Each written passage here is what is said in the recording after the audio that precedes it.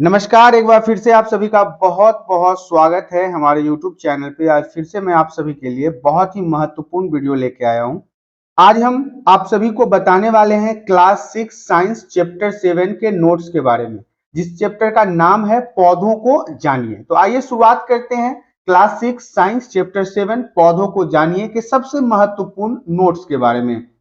सबसे पहला पॉइंट हमारा कहता है कि शाक क्या होता है।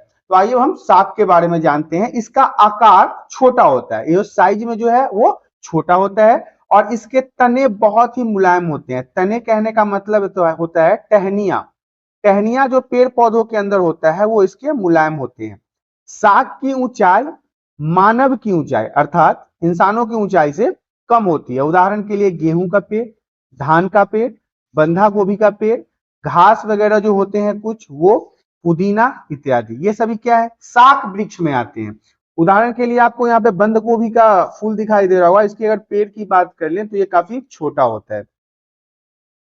आइए हम झाड़ी के बारे में बात करते हैं कि झाड़ी क्या होता है। ये मध्यम आकार के होते हैं, ये मध्यम आकार के होते हैं और झाड़ी की ऊंचाई जो है वो मानव के ऊंचाई के लगभग लगभग बराबर होता है। जितने बड़े इंसान होते हैं उतनी बड़े ये पेड़ पौधे भी होते हैं। और झाड़ी के तने में शाखाएं जमीन से थोड़े ऊपर से ही निकलती है।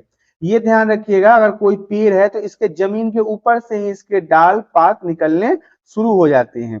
जैसे नींबू की बात कर ले, धनिया की बात कर ले, मेहंदी की बात कर ले, गुलाब की बात कर ले और अड़हुल की बात कर ले, तो ये सभी जो है ये झाड़ी जैसे वृक्षों के अंतर्गत आता है। उदाहरण के लिए आपको यहाँ पे रोज दिख रहा होगा, गुलाब का फूल। गुलाब का पेड़ भी कुछ इसी तरह का होता है। आइए हम बात करते हैं वृक्ष के बारे में कि वृक्ष क्या होता है। इसका आकार बड़ा होता है और इन दोनों के अपेक्षा अगर बात कर ली जाए तो इसका आकार जो होता है, साइज जो होता है वो बड़ा होता है। वृक्ष की ऊंचाई मानव के ऊंचाई से बहुत अधिक होती है, आम इंसान के ऊंचाई से इसकी ऊंचाई अधिक होती है। वृक्ष एक मुख्य तना होता है जिसकी शाखाएं निकलती है, टहनियां निकलती है। इस शाखाओं पर क्या होता है, पत्तियां होती है, फूल होता है और फल भी लगते हैं। उदाहरण के लिए हम बात कर लेते हैं, आम है, बबूल है, नीम है, नारियल है, जामुन है। ये सभी क्या है, ये सभी पेड़ वाले कैटेगरी में आते हैं, मतलब ट्रीज वाले कैटेगरी में आते हैं। उदाहरण के लिए यहाँ आपको आम दिखाई दे रहा होगा, मैंगो जो है इसका सबसे अच्छा उदाहरण है, क्योंकि इसके पेड़ जब भी आप देखेंगे तो ये मानव के ऊंचाई से काफी अधिक होता है। आइए हम जानते हैं कि बिसर्पी लता क्या होता है। बिसर्पी लता किसे कहते हैं। तो देखिए, कुछ पौधों का तना जो होता है, तना जो होता है वो इतना कमजोर होता है, इतना मुलायम होता है कि ये अपने आप खड़ा ही नहीं हो सकता। बहुत ही पतली इसके तने होते हैं। जब इस तरह के पौधों को जमीन पर ही आगे बढ़ते हैं, मतलब ये रेंगते रेंगते जमीन पे, इसको लतरना कहते हैं। बिहार साइड ना हम इसे लतरना कहते हैं, जो जमीन के ऊपर ही लतरने लगता है। तो इसे क्या कहते हैं, इसे हम ना बिसर्पी लता कहते हैं। जो जो पौधा जो होता है वो जमीन पर ही रेंगते रेंगते आगे बढ़ने लगे, उसे हम बिसर्पी लता कहते हैं। इसमें लौकी, कद्दू, तरबूज, शकरकंदी इत्यादि आते हैं। उदाहरण के लिए आपको यहाँ पे वाटरमेलन दिख रहा होगा, तरबूज दिख रहा होगा। इसकी लताएं भी ऐसी होती है जो जमीन पर ही आगे की ओर बढ़ती रहती है। आइए हम जानते हैं आरोही लता क्या होता है। आरोही लता किसे कहते हैं। जब कमजोर तने वाला पौधा, जिसका तना बहुत कमजोर होता है, किसी सहारे पर चढ़ जाता है, किसी बांस वास के सहारे, या गांव में देखा होगा आपने कि करेला वरेला के लत्ती को ना बांस के सहारे ऊपर की ओर चढ़ा देते हैं, तो इसे क्या कहते हैं, आरोही लता कहते हैं। उदाहरण के लिए अंगूर भी है, खीरा भी है, मनी प्लांट इत्यादि, ये सभी क्या है, इसके अच्छे उदाहरण है। ये क्या कहलाते हैं, आरोही लता के नाम से जाने जाते हैं। उदाहरण के लिए आप यहाँ पे देखिए, एक फूल है। इस फूल को क्या किया जाता है कि डाल के माध्यम से या लकड़ी के माध्यम से आगे की ओर बढ़ा दिया जाता है, इसलिए इसे हम क्या कहते हैं, इसे हम कहते हैं आरोही लता, जो आगे की ओर बढ़ता रहता है। पादप की संरचना के बारे में जानते हैं कि पादप की संरचना क्या होती है। तो देखिए, एक प्रारूपी पादप के दो मुख्य भाग होते हैं। एक पादप मतलब पौधा है, कितने भाग होते हैं, दो मुख्य भाग होते हैं। पहला क्या होता है, जड़ होता है, और दूसरा क्या होता है, तना होता है। तो जड़ जो है वो क्या करता है, जमीन के नीचे रहता है। जो किसी भी पौधे की अगर जड़ की बात कर लें तो वो जमीन के नीचे रहता है। जबकि तना क्या है, तना मतलब टहनी। टहनी जो होता है वो जमीन के ऊपर की ओर होता है। यहाँ पे एक एग्जाम्पल के रूप में आपको एक पेड़ का पौधा का इमेज दिखाया गया है, जिसमें देखिए यहाँ जो ये नीचे वाला भाग है ये क्या है, ये जड़ है, और ये सारी चीजें क्या है, टहनियां है। ऊपर क्या है, फूल है। तो जड़ कहाँ है, जड़ जमीन के नीचे है और टहनियां कहाँ है, जमीन के ऊपर है। तो आइए हम जड़ के बारे में जान लेते हैं कि जड़ क्या होता है। जड़ हल्के पीले या मटमैले रंग की होती है। जड़ का काम है क्या, अब जड़ का क्या काम होता है किसी पौधे में या पेड़ में, जड़ क्या कार्य करता है। तो पौधे को मिट्टी में जमाए रखना इसका मुख्य कार्य है। पेड़ को सीधा संतुलित खड़ा रखने के लिए जड़ होना बहुत जरूरी है। दूसरों शब्दों में कहा जाए तो जड़ एक लंगर की तरह काम करती है, जो पेड़ को मजबूती से खड़ा रखने में मदद करता है। और जड़ का दूसरा काम भी है, वो क्या है, मिट्टी से पानी और खनिज लवण का अवशोषण करके उसके पूरे बॉडी में पहुंचाने का। तो ये जड़ का काम है। यहाँ पे आपको उदाहरण दिखाई दे रहा होगा, ये क्या है, किसी पेड़ के जड़ के रूप में। देखिए यहाँ पे मैं जड़ के बारे में बता दूं तो जड़ मुख्यतः दो प्रकार के होते हैं। आइए अब हम इन जड़ों के बारे में जानते हैं। पहला जड़ जो है वो कहता है मूसला जड़। मूसला जड़ क्या होता है, इस प्रकार की जड़ में एक मुख्य जड़ होती है, मतलब जड़ तो बहुत सारी होती है लेकिन एक मुख्य जड़ होता है जिसे मेन रूट के नाम से जाना जाता है। उससे कई शाखाएं और उप शाखाएं निकलती है। मूसला जड़ क्या होता है, जमीन में अधिक गहराई तक जाती है, बहुत अंदर तक जाती है। उदाहरण के लिए मटर की बात हो जाए, मूली हो जाए, गाजर हो जाए, आम हो जाए और गेंदा हो जाए, सरसों इत्यादि, इसमें क्या होता है, मूसला जड़ होता है। और इसके अगल बगल में भी छोटे छोटे जड़ होते हैं। तो ये मूसला जड़ था। ये उदाहरण के लिए मटर के बारे में मैंने आपको बताया था। अब देखिए दूसरा जो है, इसे हम दूसरे कैटेगरी में रखें, ये है रेशेदार जड़। अब रेशेदार जड़ क्या होता है, इस प्रकार की जड़ में तने के आधार से कोई पतली पतली जड़ें निकलती है। तने के आधार से ही इसकी जड़ें निकलने लगती है। इस प्रकार की जड़ें जमीन में चारों तरफ फैल जाती है लेकिन गहराई में नहीं जाती है। उदाहरण के लिए धान की बात कर ले, गेहूं की बात कर ले, मक्का की बात कर ले, घास की बात कर ले और ज्वार की बात कर ले, इन सभी के जड़ों को हम रेशेदार जड़ के नाम से जानते हैं। उदाहरण के लिए देख लीजिए यहाँ पे घास फूस है, इसके जड़ भी क्या है, रेशेदार होते हैं। इनके जड़ भी रेशेदार होते हैं, इसलिए इसे रेशेदार जड़ के अंतर्गत रखा जाता है। आइए हम जानते हैं कि तना क्या होता है। तना किसे कहते हैं, तने द्वारा पादप का मुख्य ढांचा बनता है। तने पर शाखाएं होती है, पत्तियां होता है, फूल होता है और फल भी लगते हैं। तने के जिस बिंदु को कोई शाखा या पत्ती निकलती है उसे नोड के नाम से जानते हैं। इंपॉर्टेंट है, तने के जिस बिंदु से कोई शाखा या पत्ती निकलती है उसे क्या कहते हैं, नोड कहते हैं। दो नोड के बीच का भाग को इंटर नोड कहते हैं। दो नोड के बीच के भाग को हम क्या कहते हैं, इंटर नोड के नाम से जानते हैं।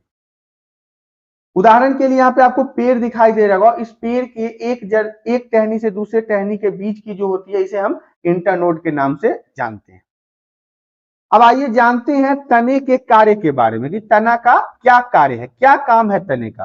तो देखिए यह शाखाओं, पत्तियों, पुष्प एवं फलों को धारण करता है।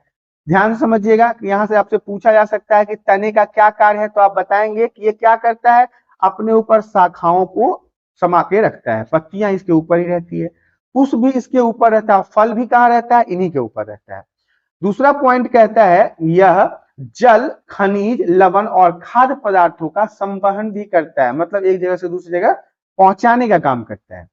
तीसरा है विशेष परिस्थिति में भोजन का संचय, प्रकाश संश्लेषण एवं सहारा, सुरक्षा आदि भी प्रदान करता है। कौन करता है, तने के द्वारा किया जाता है। तने के द्वारा ही संचय, प्रकाश संश्लेषण और सुरक्षा और सहारा देने का भी कार्य किया जाता है। आइए हम जानते हैं पर्णवृत्त क्या होता है। पर्णवृत्त किसे कहते हैं, पत्ती का वह भाग, किसी पेड़ में आप देखेंगे तो पत्ती आपको मिलेगा ही, तो उस पत्ती का वह भाग जिसके द्वारा वह तने से जुड़ा हुआ होता है। तने से जुड़ा रहने के कारण, देखिए यहाँ पे एक पत्ती ऐसे अगर मैं बना दूं तो ये क्या कहलाएगा, पर्णवृत्त कहलाएगा। अब हम जानते हैं कि फलक क्या होता है। फलक किसे कहते हैं, पत्ती के चपटे हरे भाग को फलक के नाम से जाना जाता है। पत्ती का जो चपटा हरा भाग होता है, जो क्लोरोफिल के कारण हरा हरा होता है, उसे आप फलक के नाम से भी जान सकते हैं, आप फलक भी कह सकते हैं।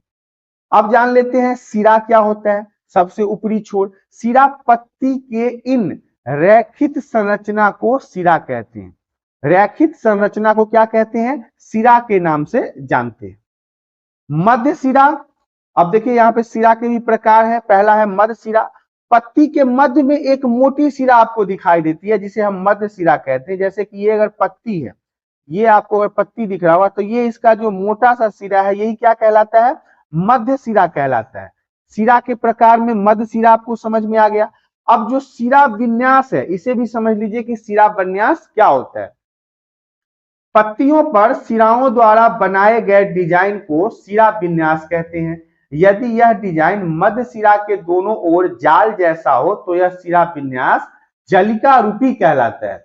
पत्तियों के सिराओं द्वारा बनाए गए डिजाइन को क्या कहते हैं? सिरा विन्यास कहते हैं। और यह डिजाइन मध्य सिरा के दोनों ओर जाल जैसा हो तो इसे सिरा विन्यास जलिका के नाम से भी जाना जाता है। समांतर सिरा विन्यास किसे कहते हैं? समांतर सिरा विन्यास को भी देख लेते हैं। आपने देखा होगा कि घास की पत्तियों में यह सिराएं एक दूसरे के समानांतर होती है। ऐसे सिरा विन्यास को हम समांतर सिरा विन्यास के नाम से जानते हैं, समांतर सिरा विन्यास कहते हैं। अब जान लेते हैं वाष्पोत्सर्जन क्या होता है। अब वाष्पोत्सर्जन के बारे में जानते हैं। जल की यह बूंदे पत्तियों से जल वाष्प के रूप में निकलती है। जल की जो बूंदी होती है, पानी होती है, वो क्या होता है? पत्ती से जल वाष्प के रूप में बाहर निकल जाती है। यह क्रिया को हम वाष्पोत्सर्जन कहते हैं। इस प्रक्रम के द्वारा पौधे बड़ी मात्रा में जल को वायुमंडल में छोड़ते हैं। इसी कारण से कहा जाता है अधिक से अधिक पेड़ पौधे लगाने चाहिए जिससे हमारे वातावरण संतुलित रह सके। अब जानते हैं कि प्रकाश संश्लेषण क्या होता है, फोटोसिंथेसिस किसे कहते हैं। तो सजीव कोशिकाओं के द्वारा प्रकाशीय ऊर्जा को रासायनिक ऊर्जा में परिवर्तित करने की क्रिया सूर्य के प्रकाश की उपस्थिति में वायु से कार्बन डाइऑक्साइड तथा भूमि से जल लेकर जटिल कार्बनिक खाद्य पदार्थ जैसे कार्बोहाइड्रेट का निर्माण करना फोटोसिंथेसिस कहलाता है। इसमें क्या होता है? ऑक्सीजन गैस O2 को जल से बाहर निकालते हैं और वायुमंडल में मुक्त कर देते हैं। यही हमारा फोटोसिंथेसिस है। सूर्य के प्रकाश की उपस्थिति में जब पेड़ पौधे अपना भोजन बनाते हैं तो उसे हम प्रकाश संश्लेषण अर्थात इंग्लिश में फोटोसिंथेसिस के नाम से जानते हैं। इसमें पेड़ पौधे O2 अर्थात ऑक्सीजन को रिलीज करके वायुमंडल में छोड़ देता है। आइए हम जानते हैं पार्श्वजड़ क्या है। पार्श्वजड़ किसे कहते हैं? तो पौधे का मुसला जड़, अभी मैंने आपको बताया, से निकली छोटी जड़ों को हम क्या कहते हैं? पार्श्वजड़ कहते हैं। जो मुसला जड़ होता है ना, उससे जितनी भी छोटी छोटी जड़ें बाहर निकलती हैं उसे हम पार्श्वजड़ कहते हैं। अब जानते हैं झखरा जड़ें क्या है। झखरा जड़ें किसे कहते हैं? तो देखिए, एक बीजपत्री पौधों में मुसला जड़ अल्पजीवी होती है, मतलब कम समय के लिए होता है। इसके स्थान पर तने के आधार से अनेक समान मोटाई की जड़ें निकल जाती है जिन्हें हम क्या कहते हैं? झकड़ा जड़ के नाम से जानते हैं, जैसे गेहूं, धान, जौ इत्यादि। पुष्प के बारे में भी जान लेते हैं कि पुष्प क्या होता है। पुष्प अथवा फूल जनन संरचना है जो पौधों में पाए जाते हैं, जिसे एगिनियो शुक्राणु भी कहा जाता है। एक फूल की जैविक क्रिया यह है कि वह पुरुष शुक्राणु और मादा बीजाणु के बीच मध्यस्थता करे, तब जाके एक नए पुष्प का निर्माण हो पाता है। अब हम जान लेते हैं बाह्य दल क्या होता है। बाह्य दल से आप क्या समझते हैं? पुष्प का सबसे बाहरी भाग को हम बाह्य दल कहते हैं। फूल का जो सबसे ऊपर का भाग होता है उसे हम बाह्य दल के नाम से जानते हैं। यह पुष्प के आंतरिक भागों की रक्षा करता है। जब वह कलिका अवस्था में होता है तो बाह्य दल के लक्षण यह आमतौर पर क्या होता है? हरे रंग का होता है। बाह्य दल का सबसे पहला लक्षण जो है वो क्या होता है? कि वो हरे रंग का होता है। अब यहाँ पे आपको स्त्री केसर भी पढ़ना जरूरी है क्योंकि स्त्री केसर भी बहुत ही महत्वपूर्ण है। आवृतबीजी पादपों में पुष्प का सबसे भीतरी चक्र जननांग को निरूपित करता है, जिसे जयांग भी कहा जाता है। अंडाशय अंडक को आधारित फूला हुआ भाग होता है जिस पर कोमल नलिका सदृश संरचना का निर्माण करते हैं और दूरस्थ सिरा वर्तिकाग्र भी कहलाता है। ये था हमारा स्त्री केसर। इस तरह से आपने देखा क्लास 6 साइंस चैप्टर 7 नोट्स जिसका नाम था पौधों को जानिए, इसकी जानकारी यहाँ पे समाप्त हो जाती है। आशा करता हूं कि आप सभी को यह वीडियो पसंद आया होगा। यदि वीडियो पसंद आता है तो वीडियो को लाइक करें, चैनल पे पहली बार आया है तो चैनल को सब्सक्राइब कर ले ताकि इसी प्रकार की एजुकेशनल वीडियो आपको हमेशा प्राप्त होती रहे।